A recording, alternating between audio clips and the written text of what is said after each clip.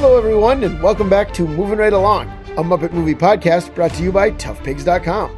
It's the podcast where we watch Muppet Treasure Island 2 minutes at a time and talk about it a lot. I'm your host, Anthony Strand. And I'm your other host, Ryan Rowe. Joining us today is a very special guest. He's been with us, I think, for every movie, and he's back with us again for this one. Who are you, guest? Hi, it's Jesse Hassenger. Thank you guys so much for having me. Of course, always a pleasure. Yeah. This is like Jesse, you're definitely one of the people who, this is the only time you and I talk ever. Is when you're on the podcast. That's true. Yeah. Well, since Twitter, since you're not on Twitter, I only know what you're up to depending on your letterbox. Yeah. Right. Yeah. Same. Exactly. All right. So Jesse is joining us for minutes 21 and 22 of Muppet Treasure Island. In these minutes, Jim Hawkins and the boys meet some of the old Muppet gang from TV's The Muppet Show. Yeah. And we start where we left off. We left Jerry Nelson, shaved Jerry Nelson in mid-sentence last time. And last thing he said was his rich. And that turns out to be his rich half-wit son, young Squire Trelawney. Uh-huh. And Jerry does this like wheezing chuckle right after he says it. And I love that. That makes the line for me. He knows what they're in for when they meet young Squire Trelawney. Right, that's the thing. I haven't read Treasure Island. I'll level with you guys and say that. Did you guys read it? I know you were reading. One of you was reading Christmas Carol along with the Muppet Christmas Carol. That was me, and I'm doing the same with Treasure Island. Is this? I don't even. So I have no ideas, and I only know based on this movie and Treasure Planet and maybe bits and pieces of like a more faithful Treasure Island adaptations over the years. Is the son, the half-wit son, a thing, or is that just something they invented for the movie? They invented it for this movie. It's just Squire Trelawney. Okay. It's just presumably Fozzie's dad is the character from the book. So I guess they maybe thought for Fozzie to be this character, there has to be an explanation for why he's this goofy guy instead of a serious Squire. I don't know. Right. Well, and that's that thing we've talked about too, where like Fezziwig is actually very good casting for Fozzie. Yeah. Like not even just the name, but like he's just a happy guy into the he's the like jovial showman. Right. You know? And here they didn't have as natural of a fit. So they got him here. But so what I do like is that after Jerry Nelson's chuckling, we cut straight to Fozzie Bear looking at the treasure map. Mm-hmm. Like there's no scene where the boys enter. There's no, we have this map, right? We cut straight to Fozzie Bear in a powdered wig saying it's a genuine treasure map. Yeah, you're right. That's his introduction. There's no, there's a big chair and the chair turns around and it's Fozzie Bear sitting there. And it's Fozzie and he says, Jerry Nelson, draw up a standard rich and famous contract for right. Jim Hawkins and company. So he has a magnifying glass. He's going over the map. Yeah, this is the comedy directors like to do this where the magnifying glass is in front of his eye, so it makes his eye look large to us. Yes, right. And I think we've discussed this on the podcast before, but the best ever example of this is in Top Secret. Yes, when Peter Cushing pulls down the magnifying glass and actually just has one giant eye. Yep. That's what it always makes me think of when I see anything like this. Yeah. Oh yeah, it's the same thing with the phone. Anytime they have a phone in a perspective kind of thing, I think of the giant phone in Top Secret. Sure. Yeah, makes sense. Yeah, we don't need to talk about Top Secret all night, but the sight gags are the best thing about that movie. I think. There's so much craft and care taken with them. It's wild. If listeners haven't seen the movie Top Secret, go out and check that out. Mm-hmm. Which I feel it's whatever. Airplane, Naked Gun, it's those guys. Yeah. Between those two movies, in fact. And it's different. It doesn't feel the same, but it's funny. Not quite, but yeah. All right, but in this one, this is from the director of the Happy Time Murders. And he...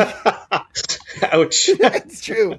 I guess I could say, Top Secret is from the director of An American Carol, right? Right. Yeah.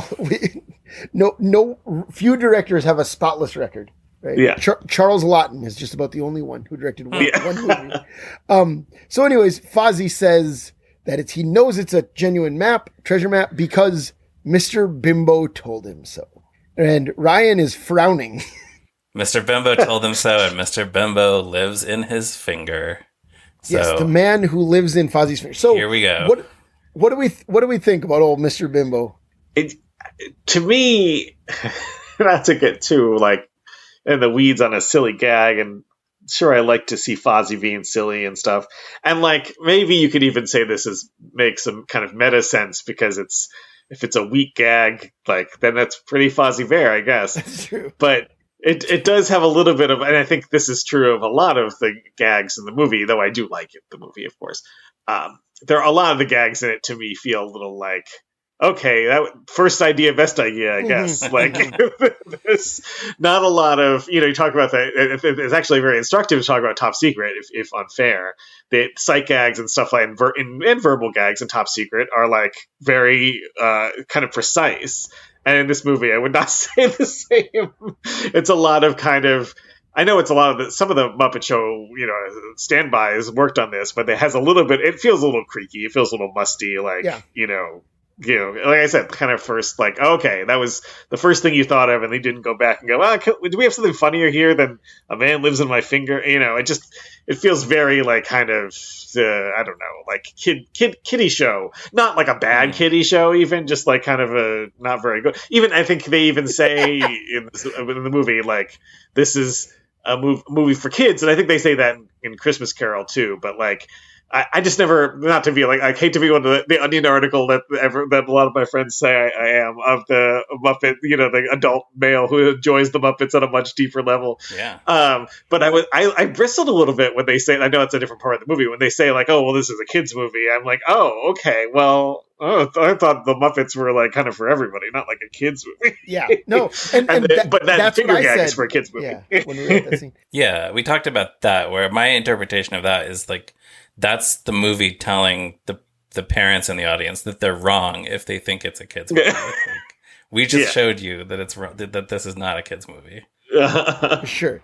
Jesse, also let the record state that you said it's like a kiddie show. Not a bad one, just a not very good one.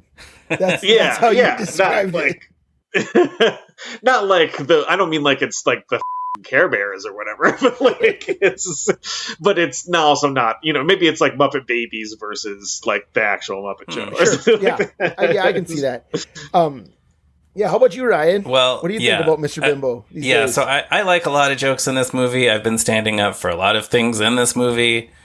Mr. Bimbo might be my least favorite thing in it. I don't know. I'll let you know as we go along if I find something in it that I like less than Mr. Bimbo.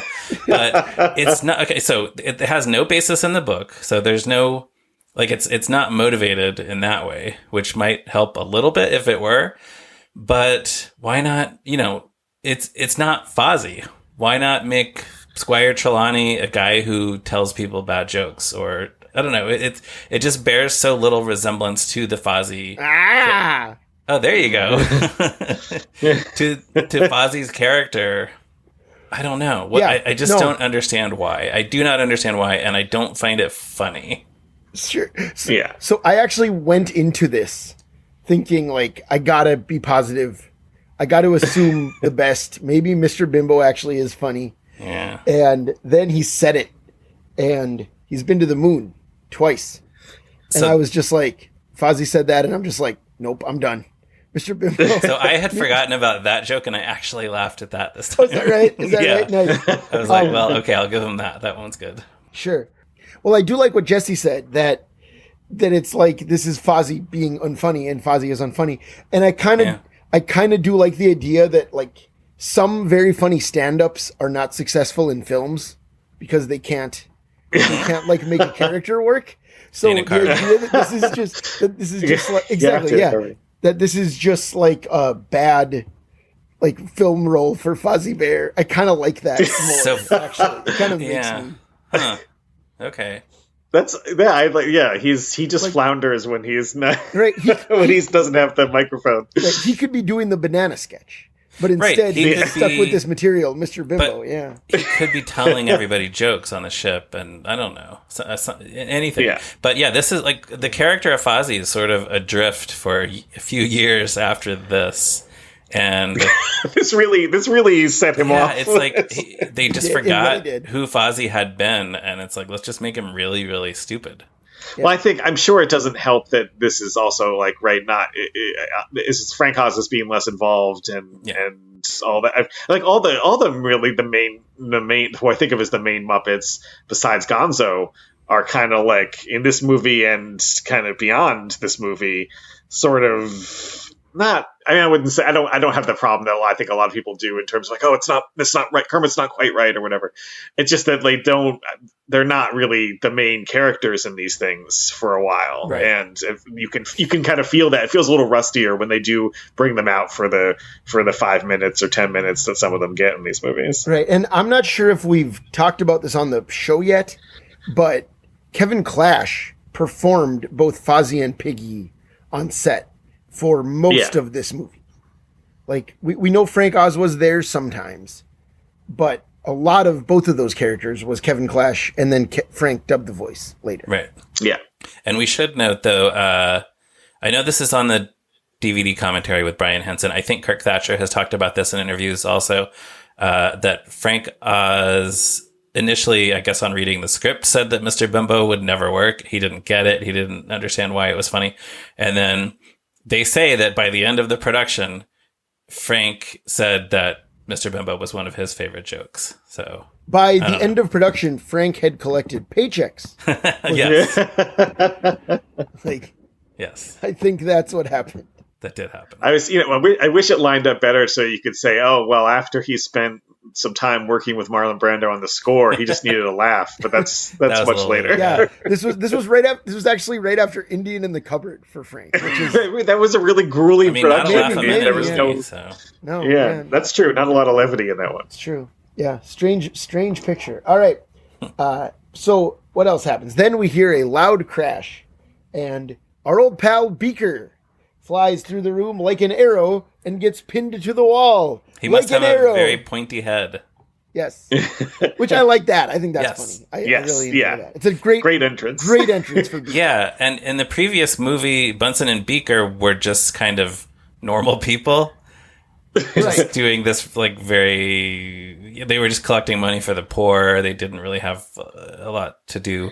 So it's great to have this entrance where they're kind of back to their old shenanigans of something crazy is happening and Bunsen is inflicting pain on Beaker. Right. And then Bunsen, of course, runs out, also in a powdered wig. Yeah. And he congratulates Beaker on a job well done and says, now we know that is definitely too much gunpowder. That was the experiment. Yeah. Is this too much gunpowder or not? And it was. Yeah.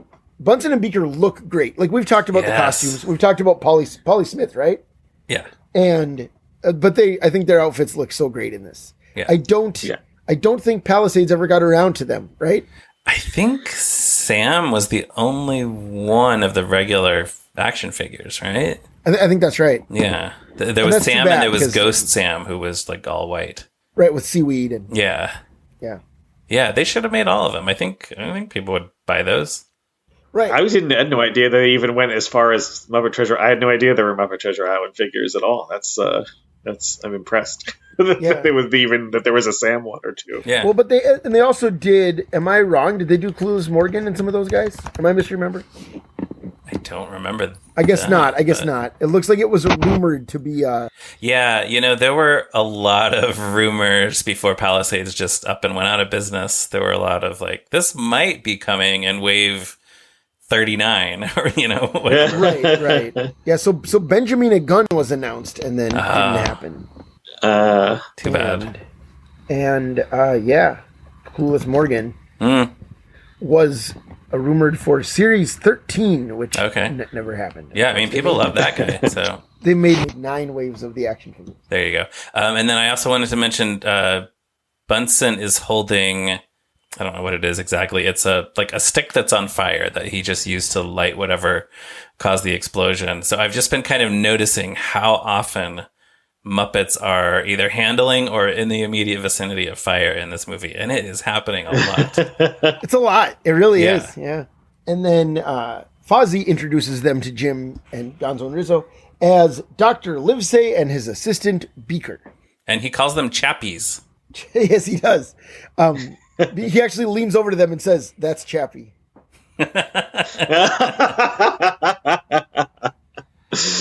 Yes.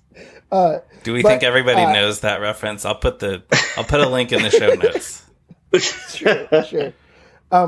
But I was thinking about it, and correct me if I'm wrong, but in the two storybook movies, this and Christmas Carol, the two adaptations, I think Rizzo and Beaker are the only two characters to be like named their own names in both movies. Right? Like to be do they not call him Gonzo in Treasure Island? In Treasure Island they do. I'm saying in Christmas Carol he's Charles Dickens. Oh, in both. I see. Yeah. Right. Both, and Beaker's name is Beaker. Beaker's I see. Right. I see. Yeah. In both, yeah. I guess I'm not sure. Yeah. But right. I'm just kind of going through all the characters in my head, but I think you're right. Right. It's confusing because Beaker is. I mean, I forget. I don't know what the time when people were using actual beakers, but right. It's potentially one of the only anachronisms in terms of names, automatic anachronism. Yeah, one of the only anachronisms in a movie where Gonzo has a future in the NBA. Yes. Let's see. I don't know about the name. Let's see. I'm trying to find the Griffin Beaker's name. Oh, okay. Never mind. None of this is anything. All right. Well, listeners, if you know anything about the invention of beakers, let us know. Somebody does. I'm sure they do. So then I do like when Fozzie says they do research and development for my papa. Yes. I like Fozzie's delivery of papa. Yes, Fozzie's very old timey now. Yes, that's his new thing. Yeah. All right, and then another thing we skipped over with Mr. Bimbo. I really do think Kevin Bishop's look of revulsion and annoyance is very funny. Oh, it is. Yeah, I noticed that this time. Yeah, says Mr. Bimbo. Well, that's when Rizzo has the line, "I smell a bozo," which is whatever. Because also, what does a bozo smell like? But just because Muppets can't change their expression and do those kinds of takes. So yeah, Kevin Bishop is doing a great who is this guy? Yeah, it's good. And then, but jumping back to where we were, Jim says, so Fozzie mentions his papa, or young Squire Trelawney mentions his papa. Right. And then Jim says they wanted to meet with his dad to get a ship for an ocean voyage. And of course, young Squire does not know what the ocean is. What a stupid guy. He says, ocean, a few times. And then Rizzo tells him. He looks at Mr. Bimbo, hoping for that's true. Some assistance there, yeah. More comedy, more hijinks. And then Rizzo tells him it's the big blue wet thing. And then young Squire Trelawney gets excited because he does know what that is. You know, I'm just thinking, I think I would like the character of Squire Trelawney if it were not Fozzie. If it were a new Muppet character who was so stupid. Well, why? Like, we were actually just talking the other day. I think Becca and I were just talking about how one of the biggest missed opportunities of the 90s is that Beauregard just kind of disappeared. Oh, yeah. Even though Dave Goelz was around. You know, right. Like, there's no reason they couldn't use Bo, and Bo would be perfect for this role. He would. You could absolutely just swap this out for Bo, and it would all make sense. Yeah. Yeah. And then he'd be in this movie, which would be And fun. then I don't know what Fozzie would do, but they could figure something out. Fozzie would be Long John Silver. Okay. I think he could just be Jim Hawkins in her place. I don't know if other people would complain about that kid, but I feel bad complaining about a kid. Sure. I get it. I like the big blue wet thing, and I really like that it's called back later in the song during Sailing.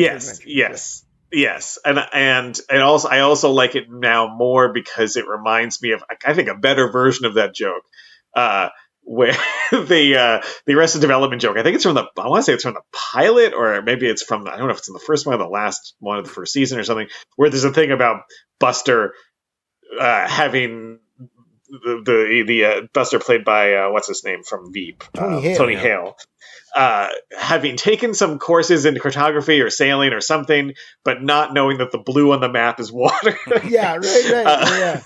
I was like, I think I like that. I mean, that's a different type of joke, but that immediately brought that joke to mind. And I do like the big blue wet thing as what you had. The idea that you would have to describe the ocean like that for him to get it. But it is weird for Fozzie because Fozzie yes, traditionally is not dumb. He's emotionally needy and right, kind exactly. of flop sweaty. He's trying not so hard to please, stupid. but he's not. This, yeah. So then at this point, Bunsen recaps the plot out loud. Dr. Livesey looks at our characters and says, "Say, I know what's happening here. You chaps are planning to sail to this island, aren't you? To dig up this treasure." And I don't know why we need Bunsen to say that out loud at this point, when we all know that. I mean, they might just think the kids in the audience need a little, just so they can understand. I don't know.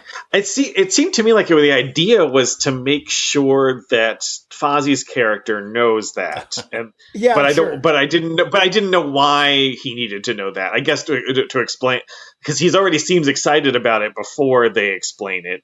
So I didn't. It does feel you do kind of trip over it, going, "Oh, is this?" Because when I first happened, I hadn't seen the movie in a while, and I was thinking, "Oh, this is like." He's blown their cover. Like now he knows that they're doing this and he's going to want part of the treasure or whatever. But like, that's not really the dynamic in that scene. So it is confusing that they kind of say it out loud as if you don't want him to know or something. I don't know. I was confused by that as well. Right. So Jim says you got to be quiet about it. He doesn't want to spread the word around, all that stuff. And Gonzo's like real hyped that the pirates want to kill them. Gonzo's like so excited. As far as I know, the pirates want to kill them. On my document of tally marks for references to death and dying and killing, this is the second time the word kill has been used. Is that right? I think so, yeah. If I have it right. But Rizzo like shakes his head in fear. He kind of like shivers about the idea because Rizzo's a scaredy boy, as we've established.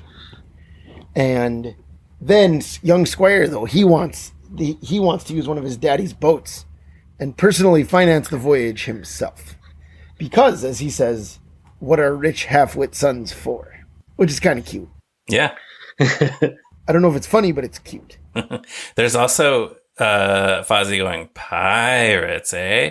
Which I feel like was in every trailer, every commercial, every promo for this movie. Uh-huh. Just to establish that this is a movie with pirates in it. They have Fozzie going, "Pirates." Yeah, right. That makes sense. But then, so that's actually the end of that scene, but we got a little bit left in the clip here. But now they are no longer in young Squire Trelawney's house. They are outside at a dock. And a lot of the great directors like to take visual inspiration from great works of art, right? And if you've ever seen like Black Narcissus, for example, it looks like a beautiful Baroque painting, the works of Powell and Pressburger, bringing to mind the Dutch masters. Well, Brian Henson does the same thing here, where this looks exactly like a Thomas Kincaid painting.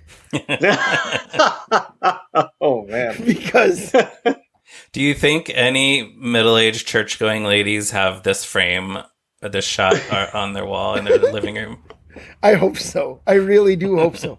But it's just, you know what I mean, though? Like, it's that sunrise or sunset glow with like the sun is kind of like 2/3 of the way to one side in the background, and it's just some like tranquil seaside scene. Like, there's a million of those that you can buy on Jigsaw Puzzles. Oh yeah, definitely Jigsaw Puzzles. Yep. Like, so anyways, then again, to make sure that the children know what's happening, Gonzo's next line is, "Well, here's the dock. Yeah. Jim, where's our boat?" That's what he said.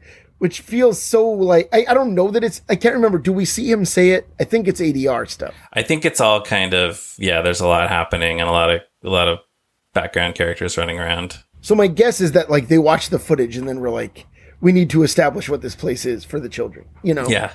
But then Rizzo says, "We're on a dock? No wonder I'm seasick." And my question is, Rizzo, where did you think you were?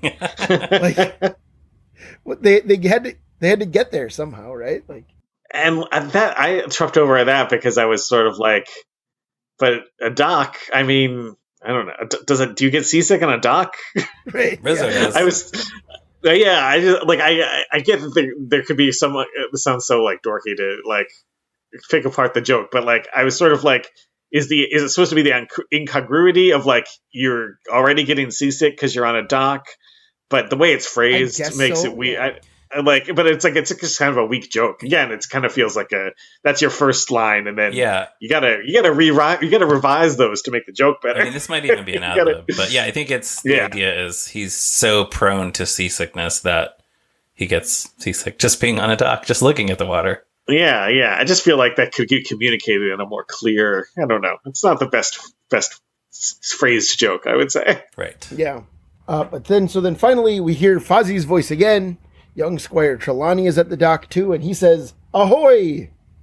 But we say farewell for now, because that is the end of this clip. So we will find out what young Squire's up to when we rejoin him. Any thoughts about these minutes before we go, Jesse? Any final thoughts? It's very indicative. This is about 20 minutes. Like you said, I think you said the number. It's 20 something minutes into the movie. Mm-hmm. And I can only, I don't think this happened during this scene, but I can only turn to my daughter, who was probably little, like 1.5 or two probably, when she saw a bit of this movie. I was writing about these movies for the AV Club, and so I had to rewatch some of them. And I think I was home with my kid, and I was like, "Hey, do you want to watch a little movie with me?" And it's like the Muppets. She knew the Muppets. So I was like, "Want to watch a movie that has Kermit and the other Muppets?" So she sat on the couch with me, and then some minutes into it, 10 or 15 minutes into it, maybe probably before the scene, but like spiritually, I feel like this is an even better point for this to happen. She wasn't talking that much because she was like still, I don't know, around 2 or a little less. She turned to me and just goes, "Kermit?" in this kind of accusatory way. And I was like, "Yeah, I get what you're saying. I promised you the Muppets and Kermit, and what are you have not got." It's 20 minutes in the movie, and he's about to make his entrance. No spoilers, I guess. But it's 20 minutes in the movie, and there's not a glimpse of Kermit yet, and you're not happy about it, and I understand. And I'm not like Kermit, or it doesn't always have to be Kermit as the main character, but my little then 2-year-old daughter was like, she wants to see Kermit, that she wants to see her guy. Right. And as much as I love Gonzo and Rizzo and Fozzie and Bunsen and Beaker. And I think she has liked some of those characters more when she got older, but that was the bottom line for her was like, you said we're going to watch the Muppets and Kermit's nowhere to be found. What's going on? And I got it. I was like, yeah, I remember kind of feeling, not in so many words, not in so few words, but I remember watching this movie for the first time and kind of going, Kermit? Like, yeah. Anyone? Sure, I know that's structurally for the story who he plays. He can't show up earlier, really. But like that, you definitely feel that just watching this clip out of context for the first time in a while. And then I did go back and watch it from the beginning of the movie, because I hadn't seen that in a while. So I watched like the first half an hour of the movie, and I was like, yeah, this is like right at the point where you start to get a little restless, going, all right,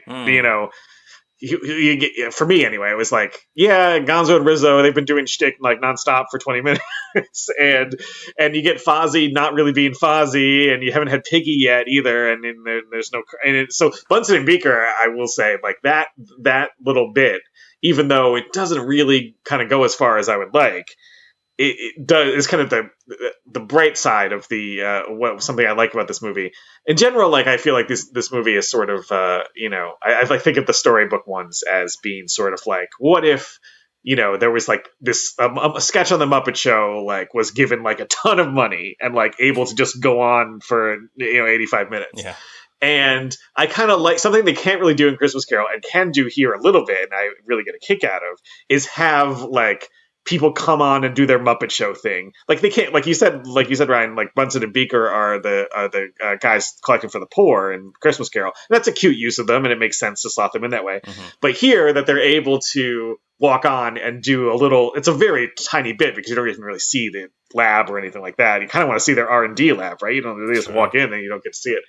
But like, that's a fun bit. It's like, oh, they're like doing their Muppet Show bit, but in Muppet Treasure Island. I thought that was kind of fun, kind of variety show note. And whenever the movie does stuff like that, I'm like, oh yeah, it's the Muppets. Like, they're doing Muppet Treasure Island, but they got to do their thing that they know how to do. And that's also, I think, why the Fozzie thing falls flat, because you're like, oh no, wouldn't it be funny if he got to come on and do his bad stage act in some way in the middle of Treasure Island, and he doesn't. He just kind of plays this not very funny character. Right.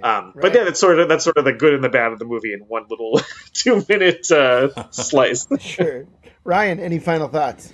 A few things. I'm sure we've talked about the production design of this. It was same production designer, Val Strazovac. I like it. So this, we only see a little bit of it here, but I like the set of the town in the background at the dock. It does feel very much akin to the city in Muppet Christmas Carol. There are these multi-story buildings with Muppets leaning out the windows. We don't need to list every single Muppet who's in the background of the shot, obviously, but I want to single out one. And right, you can if you want to. Like, no, I don't. We don't need to. And a lot of them are just like, there's a whatnot, and there's another whatnot, and there's another whatnot. There's a rabbit. There's a penguin. There's a dog, yeah. But no, the Kuzbanian Foob, who is visible in a window. This is a Muppet from one sketch on The Muppet Show. Kermit interviews him on the planet Kuzbane. And over the course of that sketch, he gradually changes his appearance every time the camera cuts back to him until finally he looks identical to Kermit.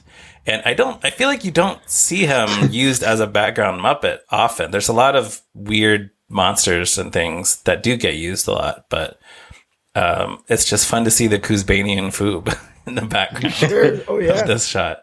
And then the city across the harbor, which I think is what inspired the Thomas Kincaid comparison. You can kind of see across the water. That is miniature. I would have guessed maybe a matte painting, but in the director commentary, Brian Henson says it's miniatures, which is pretty cool. I'd be curious to know how big or how miniature it actually was. You should write Brian Henson a letter. I should. Does he still have them in storage somewhere? Yeah, right. Oh, then we've talked about this too. I'm sure we'll talk about it more. There was a ton of merchandise for this movie. Weirdly higher amount than Christmas Carol. Or maybe much it's just more. that, maybe it's that they felt like they had made a mistake with Christmas Carol, not doing as much. Yeah. Or maybe they just thought an adventure story lent itself more to that kind of thing. I don't know. There's like a Happy Meal, right? I think yes. I can't believe I didn't Happy get Meal it. bath toys. Toys, yeah. I actually still have the Gonzo. Oh, nice. But one of these things, Calgon made Muppet Treasure Island Bubble Bath, which came in bottles shaped like the characters. And when I see Fozzie in his costume in this movie, I immediately think of the Fozzie as Squire Trelawney Calgon bubble bath bottle, which had him dressed in this costume. Did you and Joe have that in your Muppet Treasure Island themed bathroom in your apartment? Oh, did we? We must have, right? Probably. I don't know though. I do know that I had them, and I just not that long ago gave them away to a friend who's really a fan of Muppet Treasure Island, because after all these years, it's like, what am I going to do with bottles that, Muppet Treasure Island bubble bath? But yeah. So then finally, something from the June 1st, 1994 draft of the screenplay. In the draft, when Squire Trelawney looks at the map, he says, Bon Jovi, this looks to be a genuine treasure map. How strange.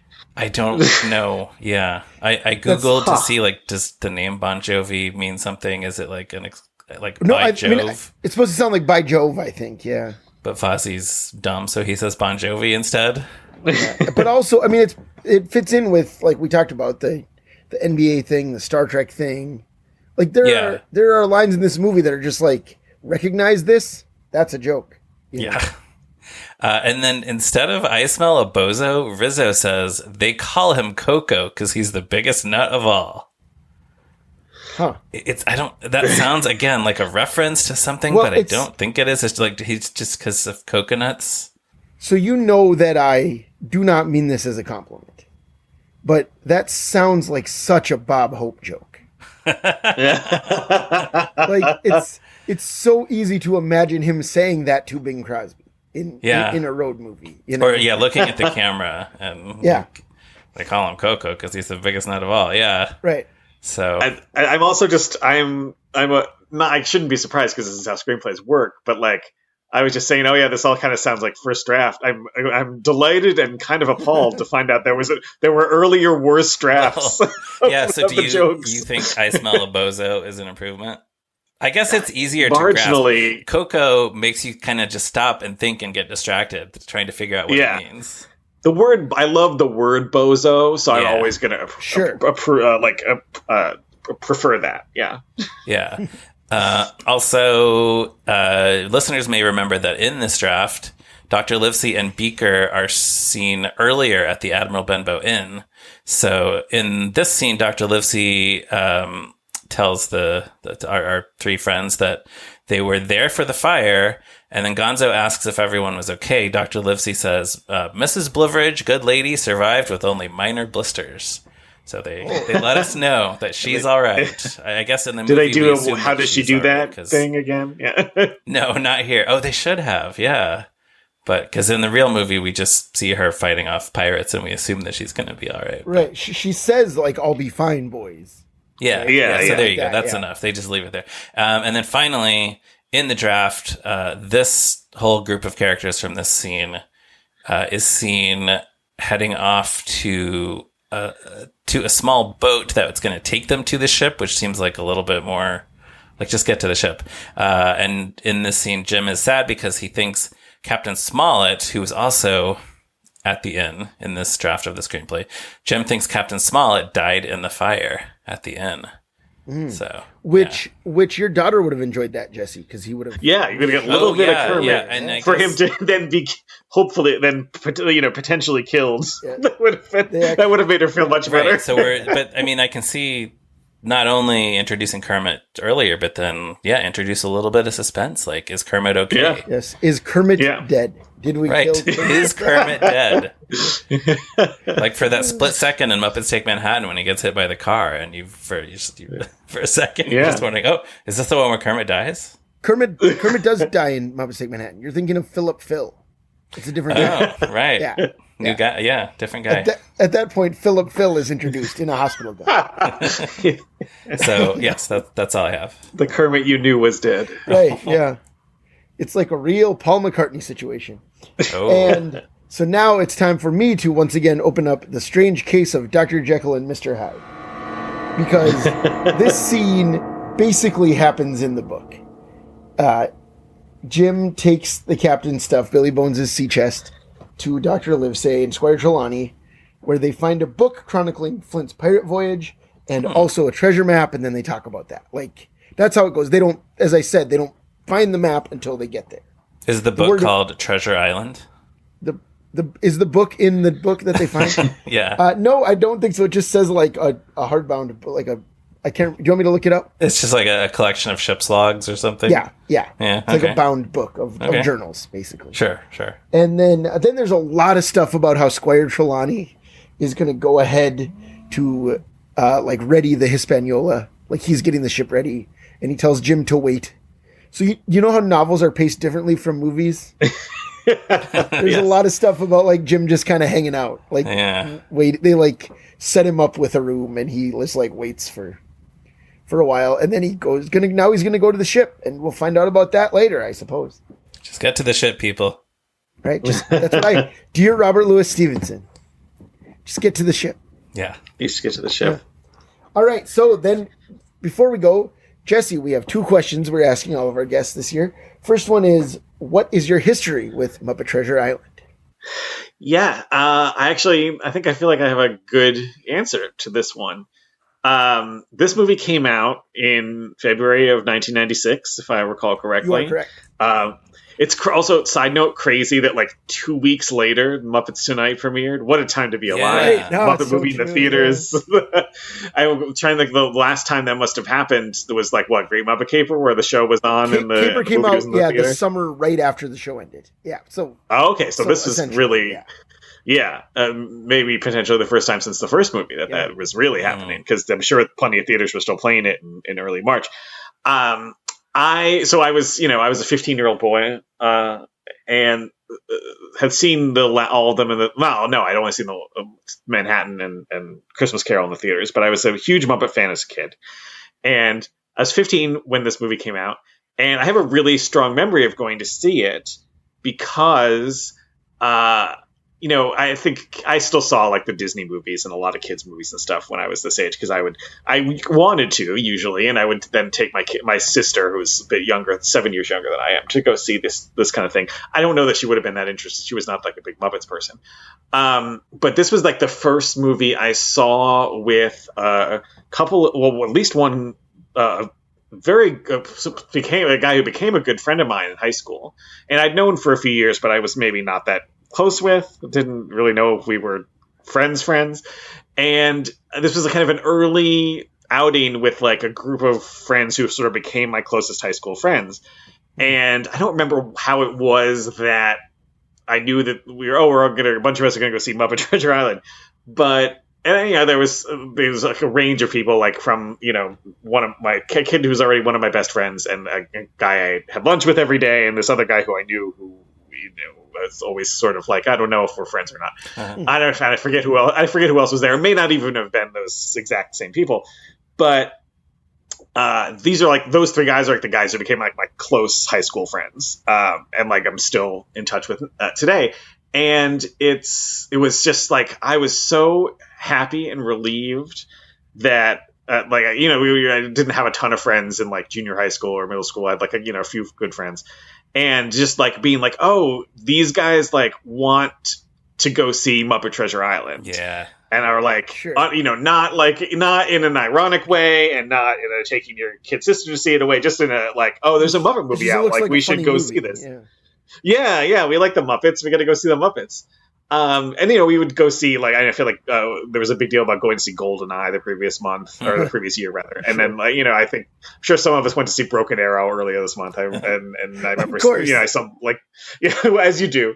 But like the fact that these guys, like, for sure wanted to see Muppet Treasure Island and like got it together to go see it on like the opening weekend, I just felt like such relief that I was like, oh, I found people who I'm like, this is cool, this is fun, this is gonna be okay, this is cool. And I was correct, that instinct that, oh, if they want to see Muppet Treasure Island, that we're actually gonna be friends, great, was true. Nice. And like I still with the four of us group text, and one of them was like is like my actual best friend.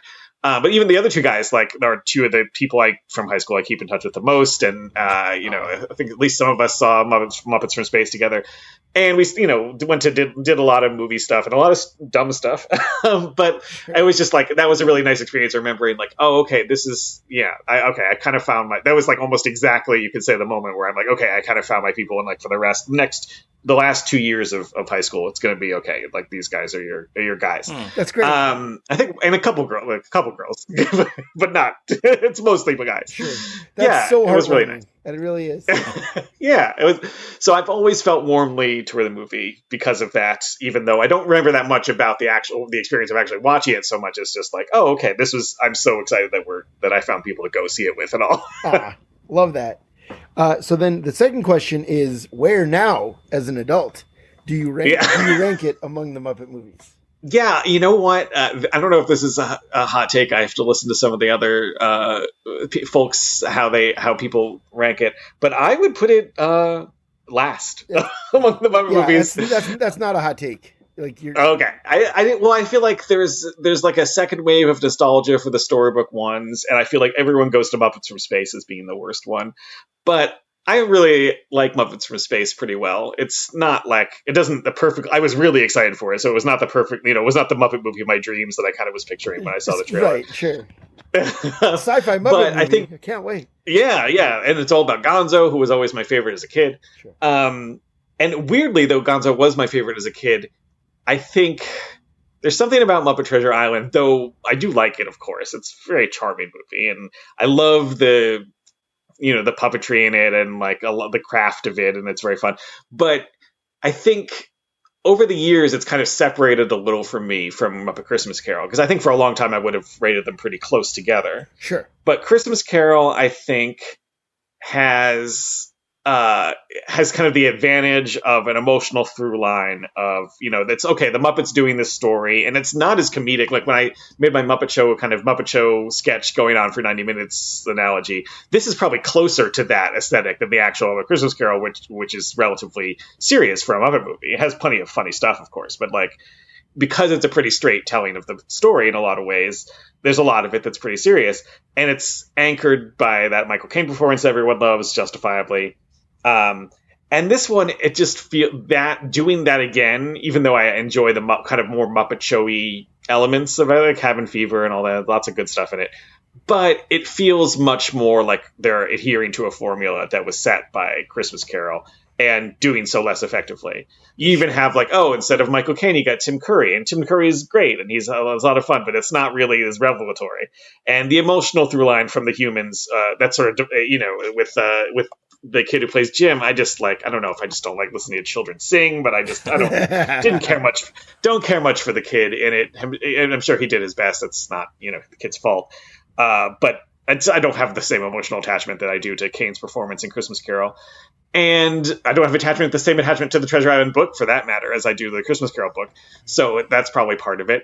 And it just feels like, okay, last time Gonzo and Rizzo, that was great. So like this time they should also be the main ones in it. And last time Kermit had kind of a supporting role in this. Let's do that again, because we're still kind of like a little cautious about putting Kermit front and center with a different guy as Kermit.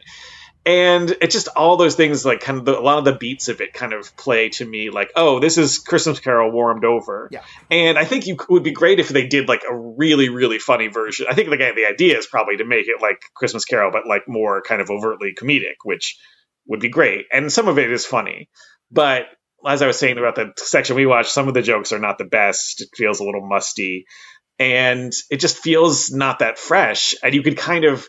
It's funny, like, I know when Jason Segel was promoting the Muppets that he did, which I mostly really like, he was sort of, like, bad-mouthing the storybook ones, and then, like, I feel like there's some people who, like, really didn't like the storybook ones, but then there are also people who kind of grew up with them and kind of think of those as, like, main ones and whatever. And I think the reason... I kind of bristled when he would badmouth them, because I was like, it also whatever. Kind of seemed like he hadn't actually seen them, because he was talking about Muppets in the Old West and Muppets Underwater, neither of which actually exist. Yeah, right. I like that you can say the Christmas Carol mistaken for Old West and Treasure Island being mistaken for Underwater.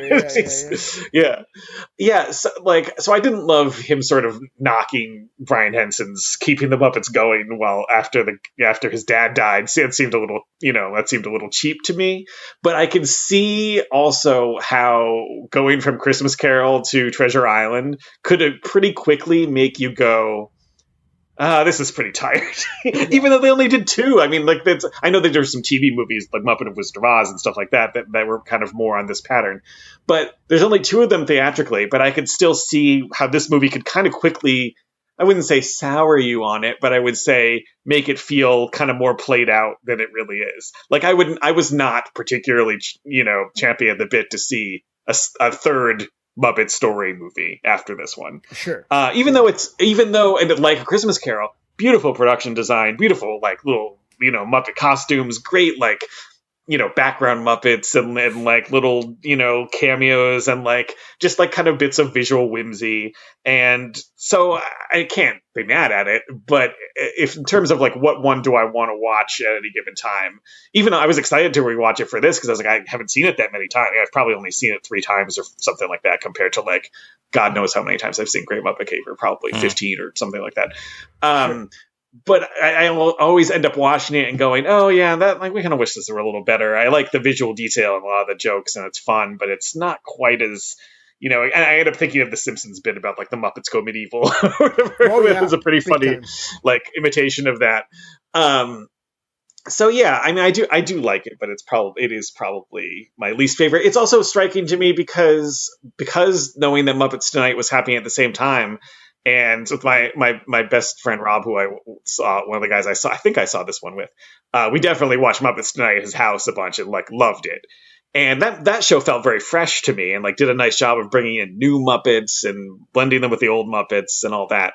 So it's kind of weird to me in retrospect. I'm sure they were not actually on the same production timeline because, of course, movies take longer to make. Mm-hmm. But it's weird to me that this kind of fresher, funnier version of Muppets from 1996 was on TV, while this kind of like a little wheezier, kind of like the Muppets kind of don't really feel, they're freshest in Muppet's Treasure Island. It's weird that those things were happening near simultaneously, at least for a viewer.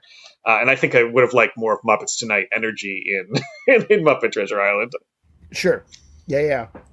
Well, that brings us down to the end of another one. Jesse, thank you so much for joining us again. Always a pleasure. Of course. Yes, thank you.